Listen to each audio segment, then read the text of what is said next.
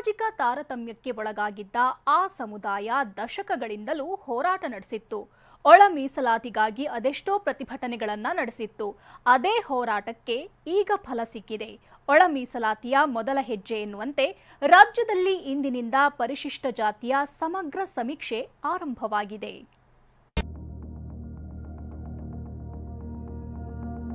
ದಯಮಾಡಿ ಎಲ್ಲರೂ ಕೂಡ ಈ ಒಳ ಮೀಸಲಾತಿ ಸಮೀಕ್ಷೆಯಲ್ಲಿ ಭಾಗವಹಿಸಿ ವಿಶೇಷವಾಗಿ ಇದು ಪರಿಶಿಷ್ಟ ಜಾತಿಯವರಿಗೆ ಮಾಡ್ತಾ ಇರ್ತಕ್ಕಂಥ ಸೆನ್ಸಸ್.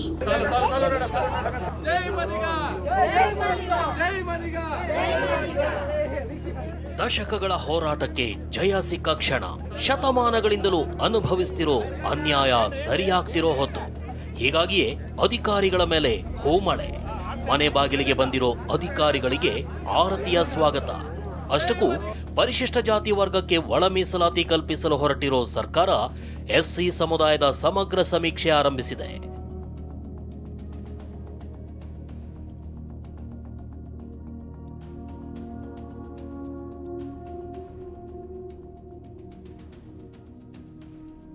ಒಳ ಮೀಸಲಾತಿ ಜಾರಿಗಾಗಿ ಸರ್ಕಾರದ ಮೊದಲ ಹೆಜ್ಜೆ. ಇಂದಿನಿಂದ ಪರಿಶಿಷ್ಟ ಜಾತಿ ಸಮಗ್ರ ಸಮೀಕ್ಷೆ ಆರಂಭ.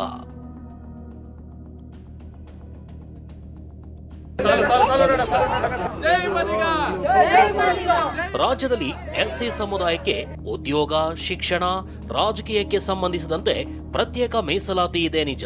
ಆದ್ರೆ ಎಸ್ಸಿ ಸಮುದಾಯದೊಳಗೆ ಎಡ, ಬಲ, ಕೊರಚ, ಕೊರಮ, ಲಂಬಾಣಿ, ಬೋವಿ ಅಂತ 101 ಜಾತಿಗಳಿವೆ. ಈ ಜಾತಿಯೊಳಗೆ ಕೆಲ ಸಮುದಾಯಗಳು ಸಾಮಾಜಿಕ ತಾರತಮ್ಯಕ್ಕೆ ಗುರಿಯಾಗಿವೆ. ಅಂಥ ಸಮುದಾಯಗಳಿಗೆ ಬಲ ನೀಡಲು ಮುಂದಾಗಿರೋ ಸರ್ಕಾರ ಒಳ ಮೀಸಲಾತಿ ಜಾರಿಗೆ ಮುಂದಾಗಿದೆ. ಇದರ ಮೊದಲ ಭಾಗವಾಗಿ ಪರಿಶಿಷ್ಟ ಜಾತಿ ಸಮಗ್ರ ಸಮೀಕ್ಷೆ ನಡೆಸಲಾಗುತ್ತೆ. ನಿವೃತ್ತ ನ್ಯಾಯಮೂರ್ತಿ ನಾಗಮೋಹನ್ ದಾಸ್ ಅಧ್ಯಕ್ಷತೆಯಲ್ಲಿ ಇಂದಿನಿಂದ ಸಮೀಕ್ಷೆ ಆರಂಭವಾಗಿದ್ದು, ಮೇ 17ರವರೆಗೂ ಮನೆ ಮನೆಗೂ ಭೇಟಿ ನೀಡಿ ಪರಿಶಿಷ್ಟ ಜಾತಿಯ ಮಾಹಿತಿ ಕಲೆ ಹಾಕಲಾಗ್ತಿದೆ.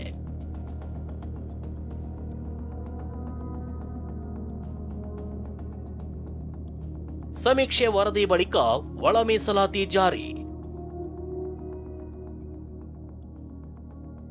ರಾಜ್ಯದಲ್ಲಿ ಎಸ್ಸಿ ಸಮುದಾಯದವರು ಆದಿ ಕರ್ನಾಟಕ, ಆದಿ ದ್ರಾವಿಡ, ಆದಿ ಆಂಧ್ರ ಅಂತಷ್ಟೇ ನಮೂದಿಸ್ತಾರೆ. ಎಡಗೈ, ಬಲಗೈ ಎರಡೂ ವರ್ಗಗಳು ಕೂಡ ಇವೇ ಹೆಸರಿನಿಂದ ಜಾತಿಯನ್ನ ಸೂಚಿಸ್ತಾರೆ. ಆದ್ರೆ ಅವರ ಮೂಲ ಜಾತಿಗಾಗಿ ಈ ಸಮೀಕ್ಷೆ ನಡೀತಾ ಇದೆ.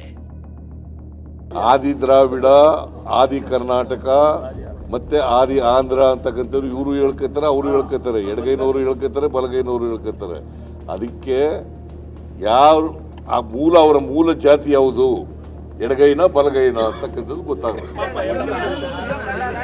ಇನ್ನು ಬೆಂಗಳೂರಿನ ಆನೇಕಲ್ನಲ್ಲಿ ಅಧಿಕಾರಿಗಳು ಸಮೀಕ್ಷೆಗೆ ಬರ್ತಿದ್ದಂತೆ ಹೂಮಳೆ ಸುರಿಸಿ ಆರತಿ ಬೆಳಗ್ಗೆ ಸ್ವಾಗತಿಸಲಾಯಿತು.